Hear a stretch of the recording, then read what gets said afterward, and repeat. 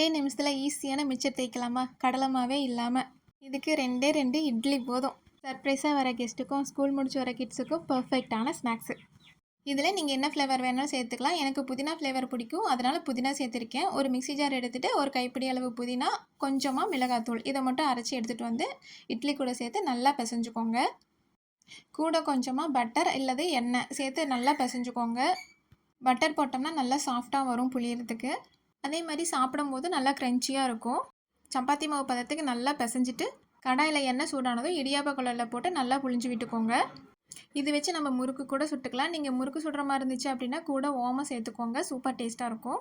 நீங்கள் பட்டர் அல்லது எண்ணெய் சேர்க்கல அப்படின்னா இது வந்து பொரிச்சு எடுத்ததுக்கப்புறம் கொஞ்சம் ஹார்டாயிரும். நீங்கள் கண்டிப்பாக பட்டர் அல்லது எண்ணெய் சேர்த்து பிசைஞ்சுக்கோங்க.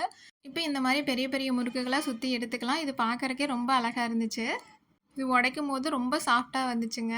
இது நீங்கள் முறுக்கு மாதிரி கூட புழிஞ்சு எடுத்துக்கலாம். பெரிய அச்சில் போட்டு கொஞ்சம் ஓமம் சேர்த்து முறுக்கு மாதிரி புழிஞ்சுக்கோங்க, அதுவும் சூப்பர் டேஸ்ட்டாக இருக்கும். இட்லி மாவில் உப்பு சேர்த்துருக்கறனால உப்பு சேர்க்க தேவையில்லை இது கூட. இப்போ இந்த மிக்சர் கூட ஒரு கைப்பிடி அளவு வேர்க்கடலை, 2 கொத்து கருவேப்பிலை, கொஞ்சமாக தட்டுன பூண்டு இதை மட்டும் எண்ணெயில் பொரித்து எடுத்துகிட்டு வந்துட்டு மிக்சர் கூட சேர்த்துக்கோங்க. சூப்பர் டேஸ்ட்டாக இருக்குங்க. உங்களுக்கு மின்ட்டு ஃப்ளேவர் பிடிக்காது அப்படின்னா இது கூட பெப்பர் மட்டும் சேர்த்துக்கலாம். மிளகாப்பொடி மின்ட்டுக்கு பதிலாக பெப்பர் சேர்த்து நீங்கள் முறுக்கு மாதிரி புழிஞ்சுக்கோங்க. ஈவினிங் டைமில் லைட்டாக மழை பெய்யும் போது ஒரு டம்ளர் டீயோட இந்த மாதிரி ஸ்நாக்ஸ் செஞ்சு சாப்பிட்டு பாருங்கள், சூப்பராக இருக்கும். இந்த மாதிரி டேஸ்டி அண்ட் இன்ட்ரெஸ்டான ரெசிபீஸ்க்கு நம்ம ஃபுட் பிளே சேனலை சப்ஸ்கிரைப் பண்ணி ஃபாலோ பண்ணிக்கோங்க. தேங்க்யூ.